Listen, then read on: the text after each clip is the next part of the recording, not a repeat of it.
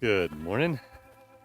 Desert Horizons, AZ Off-Grid, Unplugged RV Ranch, cabin living, whatever. Um, Beautiful day here on the ranch. 1 week ago, woke up, there was snow on the ground. And now this week they're predicting 70s and 80s all week. So actually the snowstorm last week was a major fluke. Normally it's about 70 degrees here. I raised my solar panels up. I can't see what you can see. Oh, here's the notches that this top thing was on before. I raised it up to the top, put some braces down there to hold it up a little better. I've been seeing some questions people have been having on my videos and a bunch of other videos about hooking two solar charge controllers up and having one basically shutting off the other one. Well, that's not quite the way it works. Inside the RV, I have a Midnight Solar 150 Classic MPPT charge controller. Right now, because it's only, like I said, not even 8:30 in the morning and the sun is over there, these panels here, let's see, these panels here are bringing in, I don't know, about 50 to 70 watts now. The ones up on the awning are right now bringing in about 180. But I have the ones out here in front of the RV hooked up to this PWM charge controller, and I have this one set to shut off when it gets up to 13.8, and I think now you can see it's 13.6. Let's see what it's bringing in. So 4 amps, so 50 watts, you know, basically.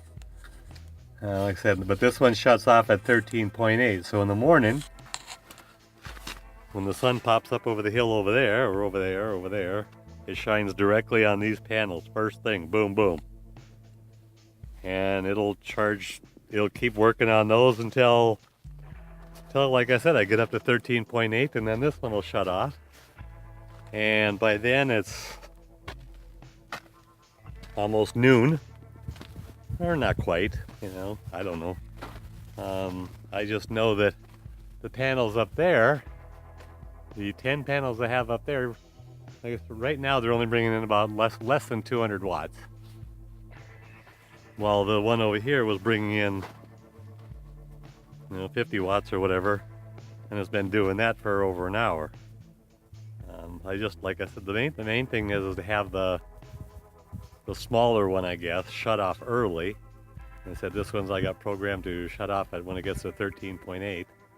And the one on the awning, the Midnight Classic, I have that one set up to shut off. Well, it goes into absorb at 14.8, and it'll charge those for 2 hours, then we'll drop it down into float. And by then, these two panels here are in the shade, so they're not bringing in anything. So I'm not worried about it shutting off the Midnight Classic or anything. It works. Like I said, I've seen quite a few comments about people thinking, oh, it doesn't work, or it screws up one of the charge controllers. Well, it may screw up two of the really cheap charge controllers. I don't know. Like I said, I have a Midnight Classic. And then a really cheap PWM off of the other two panels. But those are just for early in the morning. So say I get up at 5:30 in the morning, like I did this morning, and I started watching TV and sucking electricity. Well, I mean, it was down to 12.4 before, boom, I turned on the light in the TV and it was down to 12.4, boom, boom. Well, the sun didn't come up till 7:30. It may have been getting down to 12.3. But if it had been another 2 hours before the sun got up on these panels here, then who knows what it would have got down to. But almost the moment the sun came up over the hill and started shining on the panels, it jumped up to 12.5. And it's just been climbing slowly ever since. Like I said, and that was even with my watching the Green Acres this morning. It's Saturday around here, you gotta watch Green Acres.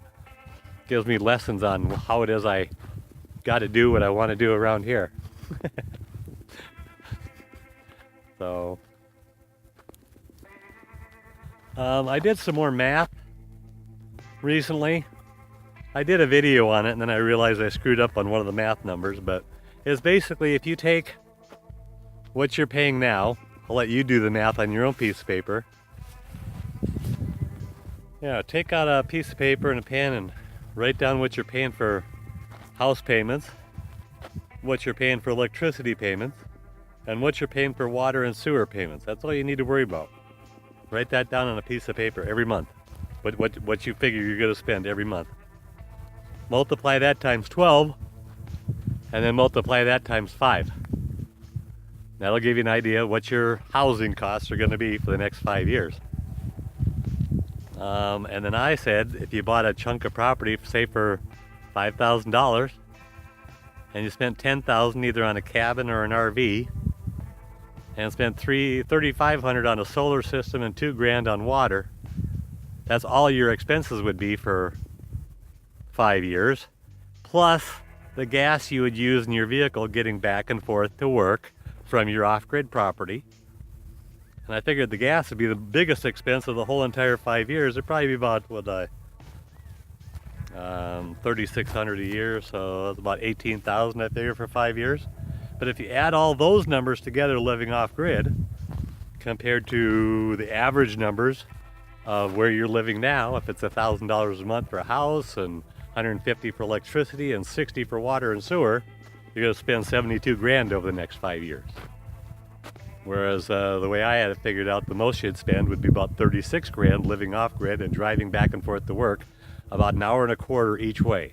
So if you can find some off-grid property about an hour, hour and 15 minutes, maybe an hour and a half away from where you work, you'd be so much farther ahead than the way you're doing it now, probably, depending on what your bills are. I mean, I used to have a house here in Tucson I was paying $400 a month for. It was great.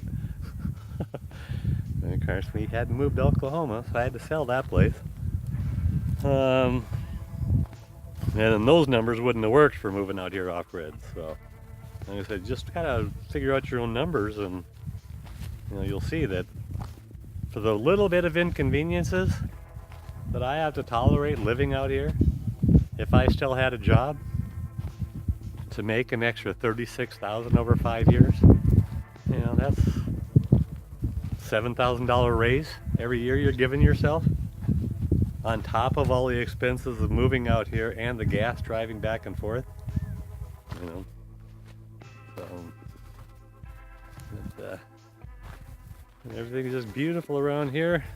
A little chilly when that breeze kicks up. It's supposed to be a little breezy today.